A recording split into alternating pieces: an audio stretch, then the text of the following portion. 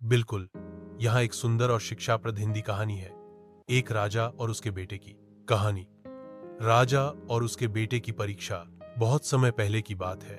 एक राज्य में एक बुद्धिमान और न्यायप्रिय राजा राज करता था। उसका एक ही बेटा था, राजकुमार वीर। राजा अपने बेटे से बहुत प्यार करता था, लेकिन उसे चिंता रहती थी कि क्या उसका बेटा एक दिन राज्य को संभाल पाएगा।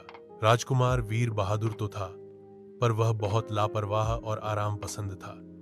वह दिन भर खेलता, शिकार पर जाता और अपनी जिम्मेदारियों से दूर भागता। राजा ने एक दिन निर्णय लिया कि अब वक्त आ गया है बेटे की परीक्षा लेने का। उसने राजकुमार को बुलाकर कहा, बेटा, अगर तुम्हें एक दिन राजा बनना है तो तुम्हें यह साबित करना होगा कि तुम योग्य हो।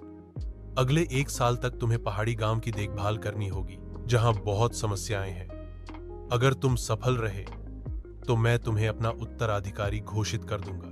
राजकुमार को चुनौती पसंद आई और वह खुशी खुशी रवाना हो गया। लेकिन जब वह गांव पहुंचा तो वहां की हालत देखकर हैरान रह गया। लोग भूखे थे, रास्ते टूटे हुए थे, पानी की बहुत कमी थी और गांव पर डाकुओं का डर छाया हुआ था। पहले तो राजकुमार डर गया, पर फिर उसने हिम्मत जुटाई। उसने गांव के लोगों से बात की, उनकी समस्याएं सुनी और दिन रात मेहनत करने लगा। कुएं खुदवाए, अनाज भिजवाया, स्कूल और अस्पताल खुलवाए और गांव की सुरक्षा के लिए सैनिक तैनात किए। 1 साल बाद जब राजा वहां पहुंचा तो उसने देखा कि पूरा गांव बदल चुका था। खुशहाल, सुरक्षित और आत्मनिर्भर।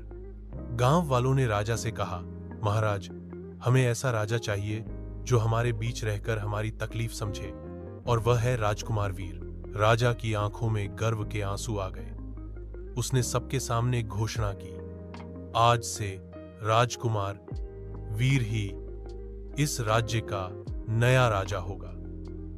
सच्चा राजा वह होता है जो अपने लोगों की सेवा करे, कठिनाइयों में साथ दे और जिम्मेदारी निभाना सीखे।